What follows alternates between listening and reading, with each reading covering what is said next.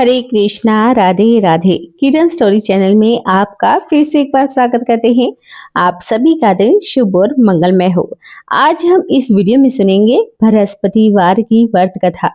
कहते हैं कि बृहस्पतिवार का व्रत करने और व्रत कथा सुनने मात्र से ही भगवान श्री हरि सबकी मनोकामनाओं को सदैव पूर्ण करते हैं। तो आइए भगवान श्री हरि के चरणों का ध्यान करते हुए हम सुनते हैं बृहस्पतिवार की पावन व्रत कथा। इस कथा को सभी भक्तगण ध्यान पूर्वक सुने। कथा को आप बीच में ना छोड़ें। भारतवर्ष में एक प्रतापी और दानी राजा राज्य किया करता था। वह नित्य गरीबों और ब्राह्मणों की खूब सहायता करता था। यह बात उसकी रानी को बिल्कुल भी अच्छी नहीं लगती थी। वह न तो गरीबों को दान देती थी, न ही कभी भगवान का पूजन करती थी। और राजा जब दान दिया करते तो राजा को भी दान देने से वह सदैव मना किया करती। एक दिन राजा शिकार खेलने के लिए वन में गए हुए थे, तो रानी महल में अकेली थी।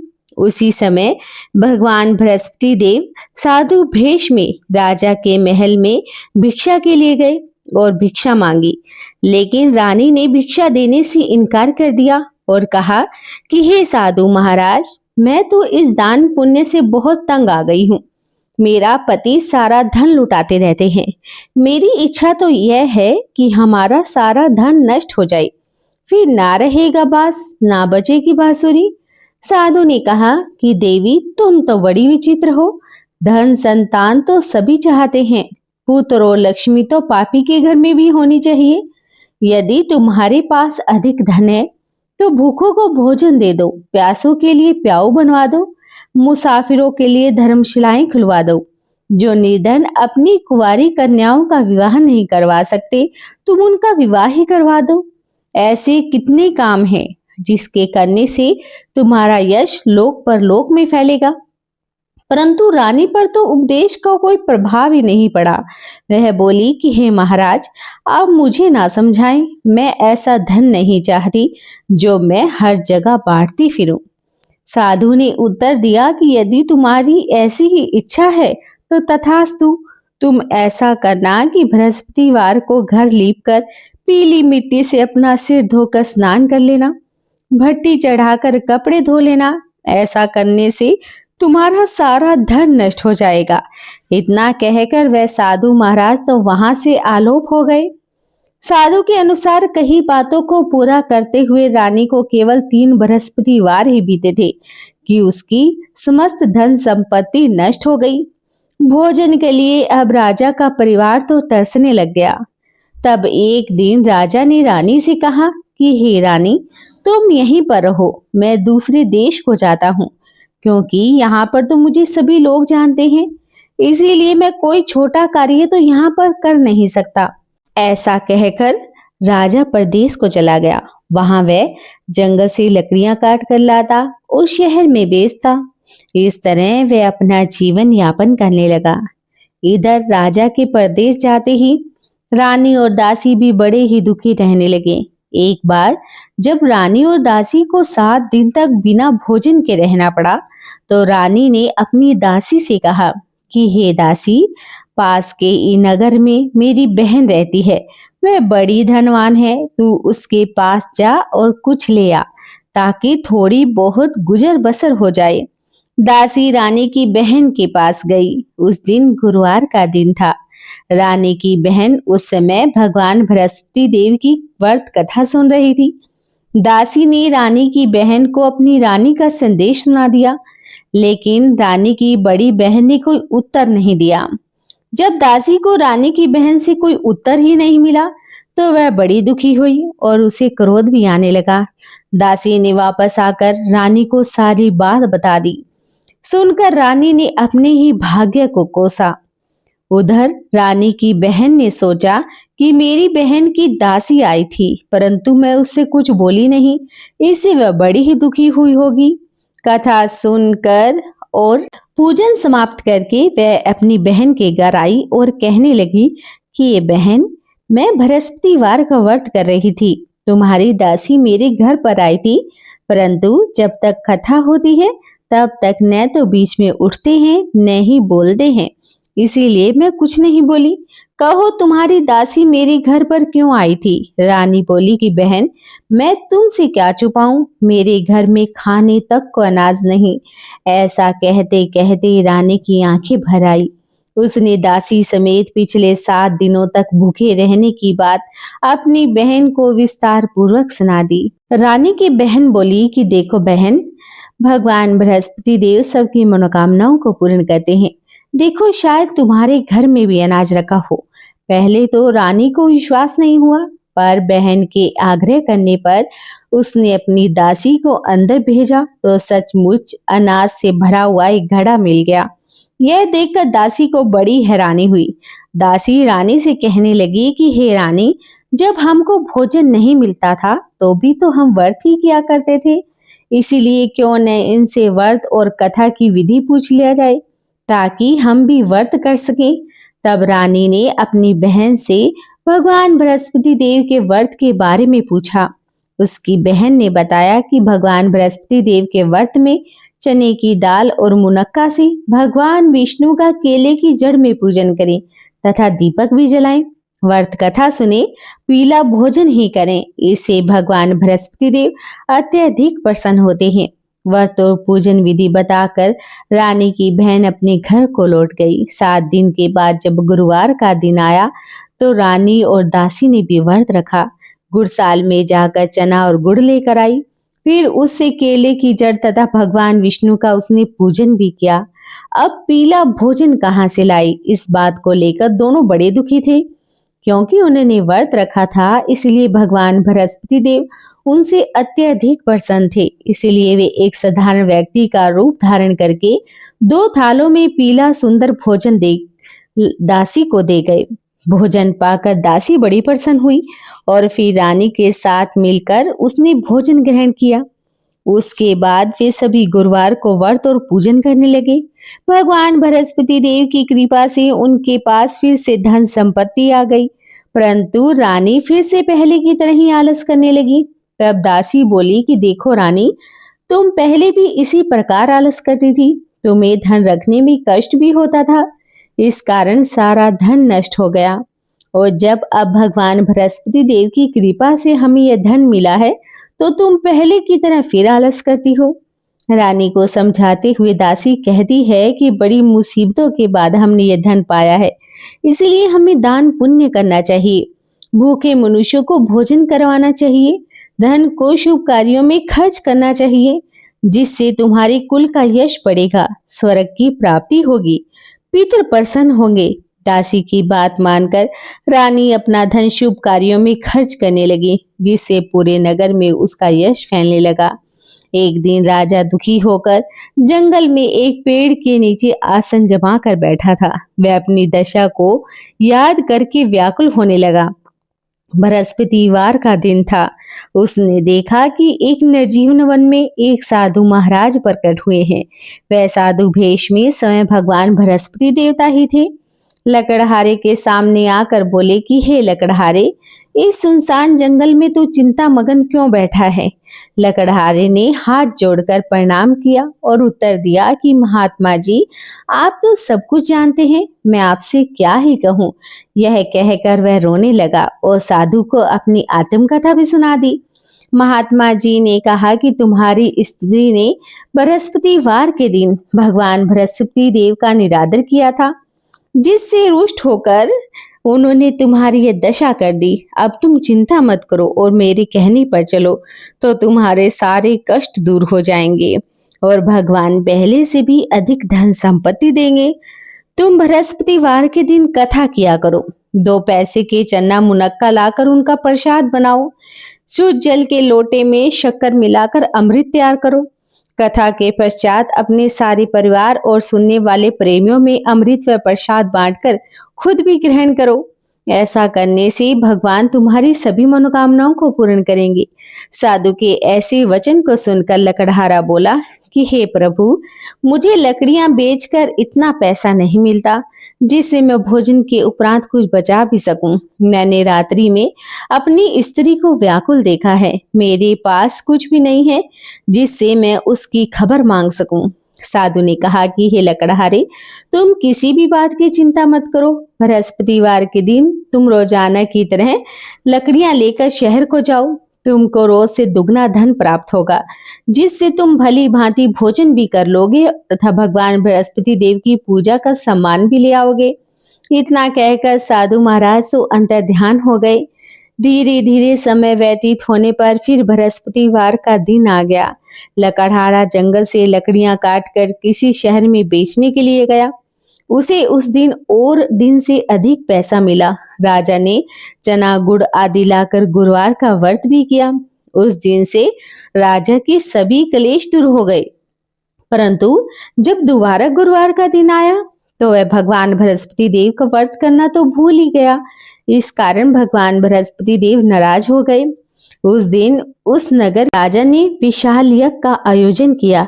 शहर में यह घोषणा भी करवा दी कि कोई भी मनुष्य अपने घर में भोजन ना बनाए, न ही आग जलाए। समस्त जनता मेरे घर में भोजन करने के लिए आए। इस आज्ञा को जो नहीं मानेगा उसे फांसी की सजा दे दी जाएगी। इस तरह की घोषणा पूरे नगर में करवा दी गई। राजा की आज्ञा अनुसार शहर के सभी लोग भोजन करने गए, लेकिन लकड़हारा कुछ देर से पहुंचा, इसलिए राजा उसको अपने साथ घर पर लिवा लाए। ले जाकर भोजन करा रहे थे तो रानी की दृष्टि उस खुट्टी पर पड़ी जिस पर उसका हार लटका हुआ था। वह वहां उसे दिखाई नहीं दिया। रानी ने निश्चय किया कि मेरा हार इस मनुष्य ने ही चुराया है। उसी समय सिपाहियों को बुलाकर उसको कारागार में डाल दिया गया। जब लकड़हारा कारागार में पड़ गया और बहुत दुखी होकर विचार करने लगा कि न जाने कौन से पूर्व जन्म के कर्म से मुझे यह दुख प्राप्त हुआ है, और उसी साधु महाराज को याद करने लगा जो उसे जंगल में मिला था। उसी समय तत्काल भगवान बृहस्पति देव साधु के भेष में प्रकट हो गए और उसकी दशा को देखकर कहने लगे कि अरे मूर्ख, तूने भगवान बृहस्पति देव की कथा नहीं कही, इस कारण तुझे यह दुख प्राप्त हुआ है। अब तू चिंता मत कर। बृहस्पतिवार के दिन कारागार के दरवाजे पर तुझे 4 पैसे पड़े हुए मिलेंगे। तू उनसे भगवान बृहस्पति देव की पूजा करना, तेरे सारे कष्ट दूर हो जाएंगे। बृहस्पतिवार के दिन उसे 4 पैसे पड़े हुए मिले। लकड़हारे ने कथा कही और उसी रात्रि को भगवान बृहस्पति देव ने उस नगर के राजा को स्वप्न में कहा कि हे राजन, तुमने जिस आदमी को कारागार में बंद किया है वह बिल्कुल निर्दोष है। वह राजा है, उसे छोड़ देना। रानी का हार उसी खुटी पर लटका है। अगर तू ऐसा नहीं करेगा तो मैं तेरे सारे राज्य को नष्ट कर दूंगा। इस तरह रात्रि के स्वप्न को देखकर राजा प्रातःकाल उठा और खुट्टी पर हार देखकर लकड़हारे को बुलाकर क्षमा भी मांगी तथा लकड़हारे को योग्य सुंदर वस्त्र आभूषण देकर विदा कर दिया। बृहस्पति देव की आज्ञा अनुसार लकड़हारा अपने नगर को चल दिया। राजा जब अपने नगर के निकट पहुंचा तो उसे बड़ा ही आश्चर्य हुआ। नगर में पहले से अधिक बाग, तालाब, कुएं, बहुत सी धर्मशालाएं बन गई। राजा ने पूछा ये किसका बाग है, किसकी धर्मशाला है। तब नगर के सब लोग कहने लगे कि यह सब तो रानी और बांदी के हैं। तो राजा को बड़ा आश्चर्य हुआ और गुस्सा भी आया। जब रानी ने यह खबर सुनी कि राजा आ रहे हैं तो उन्होंने बांदी से कहा कि हे दासी, देख राजा हमको कितनी बुरी हालत में छोड़कर गए थे। हमारी ऐसी हालत को देखकर कहीं वह वापस ना लौट जाएं। इसलिए तू दरवाजे पर खड़ी हो जा। आज्ञा अनुसार दासी दरवाजे पर खड़ी हो गई। राजा आए तो उन्हें अपने साथ घर पर लिवा लाई। तब राजा ने क्रोध कर अपनी रानी से पूछा कि यह धन तुम्हें कैसे प्राप्त हुआ। तब उन्होंने कहा कि यह सब धन तो हमें भगवान बृहस्पति देव के इस व्रत के प्रभाव से प्राप्त हुआ है। राजा ने निश्चय कर लिया कि 7 रोज बाद तो सभी भगवान बृहस्पति देव का पूजन करते हैं, परंतु मैं दिन में 3 बार कहानी करूंगा और रोज व्रत किया करूंगा। अब हर समय राजा के दुपट्टे में चने की दाल बंधी रहती। दिन में 3 बार कहानी भी कहता। एक रोज राजा ने विचार किया कि चलो अपनी बहन के घर पर आए। इस तरह निश्चय कर राजा घोड़े पर सवार होकर अपनी बहन के यहाँ को चलने लगा। मार्ग में उसने देखा कि कुछ आदमी एक मूर्ति को ले जा रहे थे। उन्हें रोक कर राजा कहने लगा कि अरे भाई, मेरी बृहस्पति देव की कथा सुन लो। वे बोले कि लो, हमारा तो आदमी मर गया, इसको अपनी कथा की पड़ी है। परंतु कुछ आदमी बोले कि अच्छा कहो, हम तुम्हारी कथा भी सुन लेंगे। राजा ने दाल निकाली। जब कथा आधी हुई तो मुर्दा हिलने लग गया। जब कथा समाप्त हो गई तो राम राम करके मनुष्य तो उठकर खड़ा हो गया। आगे मार्ग में उसे किसान खेत में हल चलाता हुआ मिला। राजा ने उसे देखा और उससे बोले, अरे भाई, तुम मेरी बृहस्पति दीवार की कथा ही सुन लो। किसान बोला कि जब तक मैं तेरी कथा सुनूंगा तब तक तो मैं 4 हरिया जोत लूंगा। जा अपनी कथा किसी और को सुनाना। इस तरह राजा आगे चलने लगा। राजा के हटते ही बैल पछाड़ खा कर गिर गया। किसान के पेट में जोर से दर्द होने लग गया। उस समय उसकी माँ रोटी लेकर खेत पर आई। जब उसने यह सब देखा तो अपने पुत्र से सारा हाल पूछ लिया और बेटे ने सारा हाल अपनी माँ को सुनाया। तो बुढ़िया दौड़ी दौड़ी उस घुड़सवार के पास गई और उससे बोली कि मैं तेरी कथा भी सुनूंगी, तू अपनी कथा मेरे खेत पर चलकर ही कहना। राजा ने बुढ़िया के खेत पर जाकर कथा कही, जिसके सुनते ही वह बैल उठकर खड़ा हो गया। किसान के पेट का दर्द भी अब बंद हो गया। राजा अपनी बहन के घर पर पहुंचा। बहन ने भाई की खूब मेहमान नवाजी की। दूसरी रोज प्रातःकाल राजा जगा, वह देखने लगा कि सब लोग भोजन कर रहे हैं। राजा ने अपनी बहन से कहा कि ऐसा कोई मनुष्य है जिसने भोजन नहीं किया हो, जो मेरी भगवान बृहस्पति देव की कथा ही सुन ले। बहन बोली कि अरे भाई, यह देश तो ऐसा ही है। पहले यहाँ पर लोग भोजन करते हैं, बाद में अन्य कार्य करते हैं। अगर कोई पड़ोस में हो तो देख आऊं। वह ऐसा कहकर देखने के लिए चली गई, परंतु उसे कोई ऐसा व्यक्ति नहीं मिला जिसने भोजन नहीं किया हो। तो वह एक कुम्हार के घर पर गई, जिसका लड़का बीमार था। उसे मालूम हुआ कि उनके यहाँ 3 रोज से किसी ने भोजन नहीं किया। रानी ने अपने भाई की कथा सुनने के लिए कुम्हार से कहा और वह कुम्हार तैयार हो गया।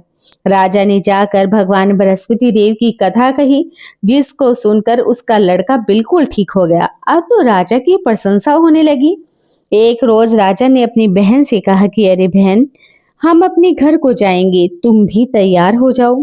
राजा की बहन ने अपनी सास से कहा।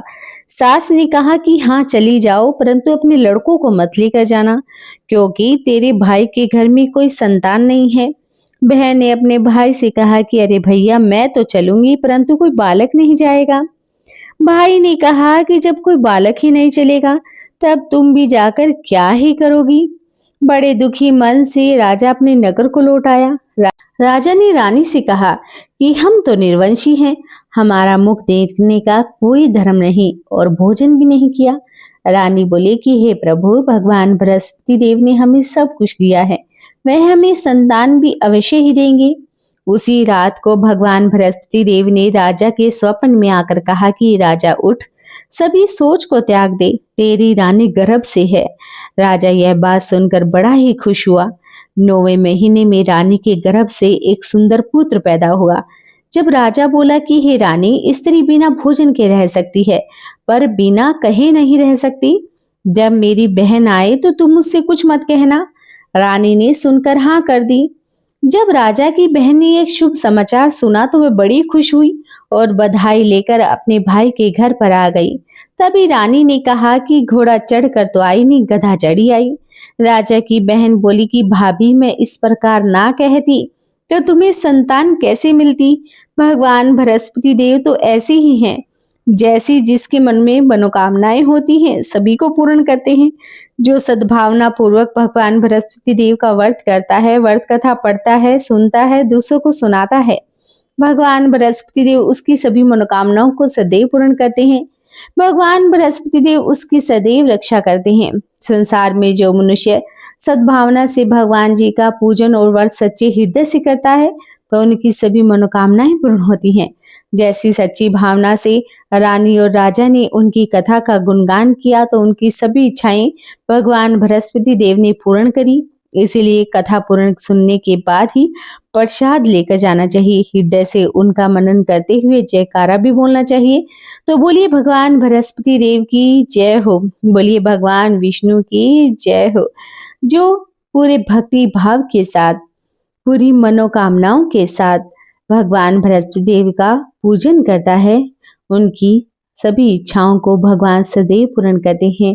जो सद्भावना पूर्वक भगवान बृहस्पति देव की कथा का रसपान करता है, भगवान श्री हरि उनकी समस्त मनोकामनाओं को सदैव पूर्ण करते हैं। तो एक बार फिर से बोलिए भगवान बृहस्पति देव की जय हो। अगर आपको हमारे इस YouTube चैनल की ये कथा पसंद आई हो तो आप चैनल को सब्सक्राइब करना बिल्कुल भी ना भूलें। वीडियो को लाइक और शेयर जरूर करें ताकि इस कथा का रसपान और भी व्यक्ति कर सके। एक बार कमेंट में जरूर लिखिएगा, जय हो भगवान बृहस्पति देव की। भगवान बृहस्पति देव आपकी समस्त मनोकामनाओं को सदैव पूर्ण करे, आपका जीवन सदैव सुखमय बना रहे, इसी मंगल कामना के साथ आज के वीडियो को समाप्त करते हैं। हरे कृष्णा, राधे राधे।